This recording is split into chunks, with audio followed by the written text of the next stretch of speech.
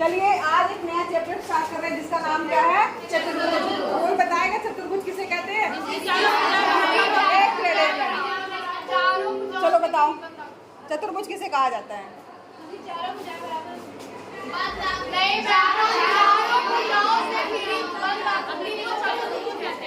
हाँ चलो खड़े होके बोलो, स्पष्ट बोलो।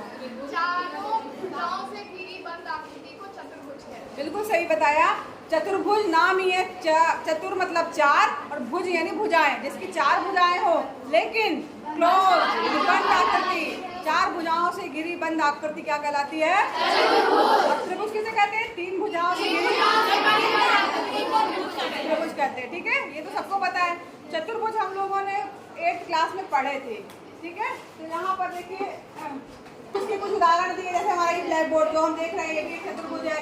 गणित की किताब जो है वो भी आपकी एक चतुर्भुज है। जिस डेस्क पे बैठे हुए हैं उसका उपरिष्ठ जो है वो भी आपका एक चतुर्भुज है। तो यहाँ पर जो है अलग अलग तरीके का चतुर्भुज पढ़े हैं और इन चतुर्भुज को भी आप जानते हैं। चतुर्भुज के प्रकार में, और ये जैसे हमने पहला अगर प्रकार देखे तो ये कोई बता सकता है कौन सी आकृति है? समांतर चतुर्भुज है। समांतर चतुर्भुज किसे कहते हैं? कोई बताएगा? सामने की भुजाएं बराबर हो, जिसकी आमने सामने की भुजाएं बराबर भी तो होती है, साथ साथ समानांतर होती है। आमने सामने की भुजाएं एक दूसरे के समानांतर होती हैं, ऐसा चतुर्भुज क्या कहलाता है? और इसके आमने सामने की भुजाएं भी क्या होती हैं? बराबर होती हैं। ठीक है, ठीक। चलिए इसके बाद एक और चतुर्भुज पूछ रही हूँ मैं। ये आपका ये वाला समांतर चतुर्भुज हो गया। ये वाला जो है चतुर्भुज, ये कौन सा चतुर्भुज है? समलंब चतुर्भुज। इसका नाम क्या है? समलंब चतुर्भुज। तो ये समलंब चतुर्भुज जो है वो इसको किसको कहा जाएगा? कौन बताएगा इसकी परिभाषा? बताओ।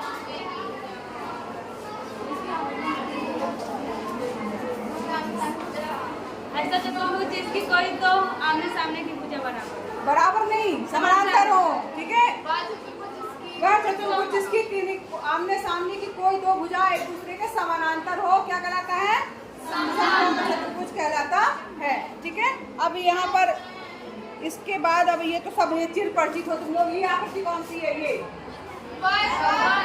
वर्ग, जिसकी चारों भुजाएं बराबर तथा उसके चारों कोण भी 90 डिग्री। बस ये तो ये बोलना भूलना मत, चारों भुजाएं तो बराबर होती हैं लेकिन अगर कोण 90 डिग्री के हैं तो वो क्या कहलाएगा?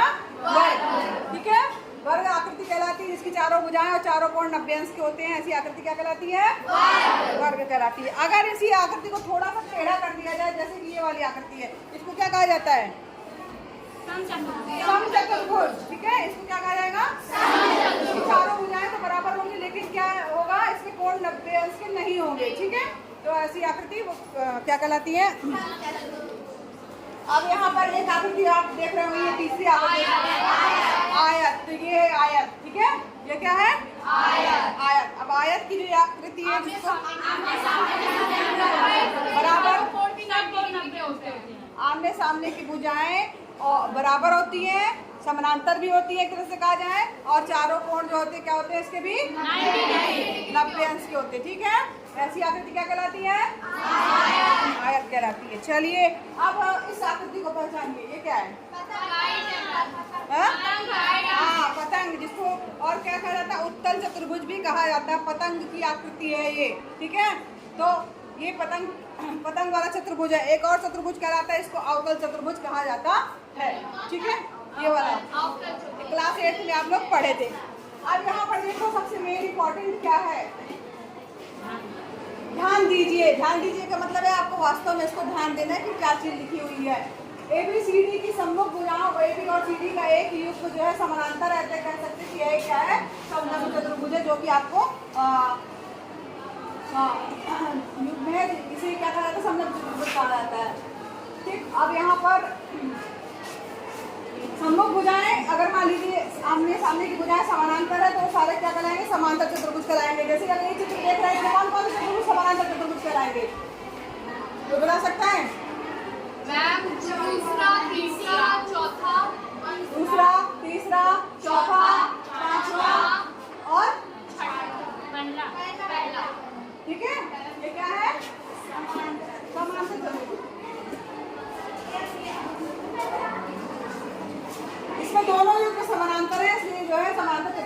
कहलाएगा। और यहाँ पर एक तरह से कहा जाए सभी चतुर्भुज समानांतर केवल पतंग वाले को छोड़ करके। आयत की अगर हम बात करें तो समकोण है, ये समांतर चतुर्भुज कहलाएगा, ये सब दिया हुआ है। समचतुर्भुज जो है सभी भुजाएं बराबर है तो ये समचतुर्भुज कहलाएगा। समानांतर चतुर्भुज में एक कोण 90 है, सभी भुजाएं बराबर है, एक वर्ग कहलाएगा। सबके बारे में बताया गया है जो कि आपने अभी अभी पूरा सबको बता दिया है। ध्यान दीजिए कि वर्ग, आयत, समचतुर्भुज में से प्रत्येक एक समानांतर चतुर्भुज भी होता है, इनको समांतर चतुर्भुज भी कहा जाता है। ठीक है, एक वर्ग एक आयत है और एक समचतुर्भुज भी है। वर्ग जो होता है, अगर हम वर्ग की बात करें तो वो एक तरह से आयत भी है और क्या है, एक समचतुर्भुज भी, जिसकी चारों भुजाएं बराबर है।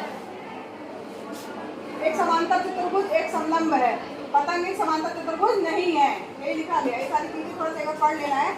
समलंब और एक समांतर चतुर्भुज, समलंब एक समांतर, अच्छा हाँ एक मिनट, इसमें ध्यान दीजिएगा जो समलंब चतुर्भुज है वो समांतर चतुर्भुज नहीं कहलाएगा क्योंकि उसका एक ही युग्म समानांतर है, दूसरा युग्म समानांतर नहीं है। ठीक है, सम्मुख भुजाओं का एक ही समानांतर है और समांतर चतुर्भुज के लिए सम्मुख भुजाओं के दोनों युग्म जो है वो समानांतर होने चाहिए। एक आयत अथवा एक समचतुर्भुज भी एक वर्ग नहीं है। ठीक है, यानी कि आयत जो है वो वर्ग नहीं होगा।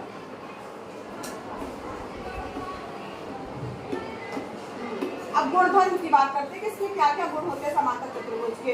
तो यहाँ पर देखिए समांतर चतुर्भुज के गुणों की बात कर रहे हैं हम, तो प्रमेय पढ़ते से सारे गुण पता चलेंगे। किसी समांतर चतुर्भुज का एक विकर्ण उसे दो सर्वांगसम त्रिभुजों में विभाजित करता है। अगर समानांतर चतुर्भुज है और उसका विकर्ण अगर हम कोई भी एक ले रहे हैं, चाहे ये ले रहे चाहे ये ले रहे, तो जो दो त्रिभुज बन रहे हैं, एक ये त्रिभुज बन रहा है, एक ये त्रिभुज बन रहा है, तो ये दोनों त्रिभुज जो होंगे क्या होंगे, हाँ सर्वांगसम होंगे।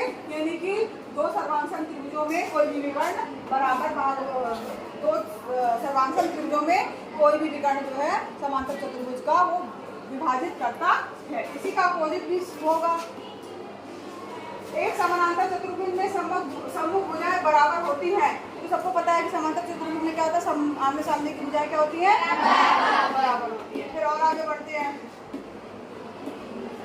यदि एक चतुर्भुज के सम्मुख भुजाओं का प्रत्येक बिंदु बराबर हो तो वह एक समांतर चतुर्भुज होता है। अगर समांतर चतुर्भुज है तो भुजाएं बराबर होंगी, अगर भुजाएं बराबर है तो इसका मतलब है वो क्या है, समांतर चतुर्भुज होता है। ठीक है, चलिए एक समांतर चतुर्भुज में सम्मुख कोण बराबर होते हैं। समांतर चतुर्भुज में सम्मुख कोण बराबर होने का क्या मतलब हुआ कि आमने सामने ये कोण जो है इसके बराबर होगा और ये पूरा कोण इसके बराबर होगा। ठीक है, समझ में आ रहा है। समांतर चतुर्भुज में सम्मुख कोण बराबर होते हैं। ये कोण सम्मुख मतलब आमने सामने के कोण, मुख जिसके आमने सामने हो ना, तो ये मुख सामने है तो ये दोनों बराबर होंगे। ये का मतलब ये विकर्ण हटा दो, ये पूरा डी एंगल पूरे बी एंगल के बराबर होगा, पूरा ए एंगल सी के बराबर होगा। समांतर चतुर्भुज के विकर्ण एक दूसरे को परस्पर क्या करते हैं, समद्विभाजित करते हैं, मतलब दो बराबर भागों में बांटते हैं। अगर उसकी दो विकर्ण खींचे जाए तो वो दो बराबर भागों में बांटेंगे। जैसे कि ये है विकर्ण हमने खींचा, ये खींचा, तो अगर ये विकर्ण जा रहा है तो इसको जो है दो बराबर भाग, मतलब ये भाग बराबर होगा, ओडी बराबर होगा ओबी, और अगर ये विकर्ण जा रहा है तो ए ओ बराबर होगा ओसी। ठीक है, दो बराबर भागों में बांटते हैं, या इसको इसी को दूसरे शब्द में कह सकते हैं कि समद्विभाजित करते हैं। ठीक, यही लिखा है, समांतर चतुर्भुज के विकर्ण एक दूसरे को परस्पर समद्विभाजित करते हैं। ठीक, अगर एक इसी का अपोजिट भी दिया है कि अगर कोई चतुर्भुज है और जिसकी विकर्ण एक दूसरे को समद्विभाजित कर रहे हैं तो समझ क्या निष्कर्ष निकल रहा है कि वह क्या होगा, एक समानांतर चतुर्भुज होगा। समझ में आ रहा है सबको। अब यहाँ पे एग्जाम्पल जो दिए हुए हैं, थोड़े बहुत एग्जाम्पल आप उसकी भी पढ़ लीजिएगा क्योंकि इसके एग्जाम्पल इम्पोर्टेंट है। प्रश्नावली देखिए कहाँ गई, आओ गई।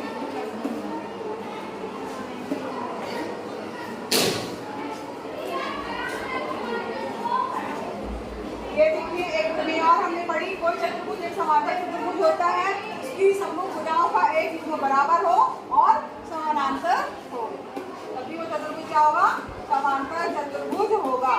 ठीक है, अब यहाँ पर जो है प्रश्नावली के प्रश्न हल करें। चल बच गई ना, आसान है, मैं एक बार बता रही हूँ। पहला क्वेश्चन थोड़ा शुरुआत कर देते हैं ताकि आप ये इसको छूते नहीं, ये वाला ना देखो चतुर्भुज के चारों कोणों का योग कितना होता है पहले ये बताइए। 360 डिग्री। त्रिभुज के तीनों कोणों का योग 180 डिग्री। चतुर्भुज के चारों कोणों का योग 360 डिग्री। ठीक है। तो यहाँ पर चतुर्भुज के कोण दिए गए हैं, उसमें अनुपात दिया गया है। ठीक है, तो मान लीजिए तो पहला कोण मान लिया, इसमें x का अनुपात है, तो पहला कोण 3x, then 5x plus 9x 13x और 360।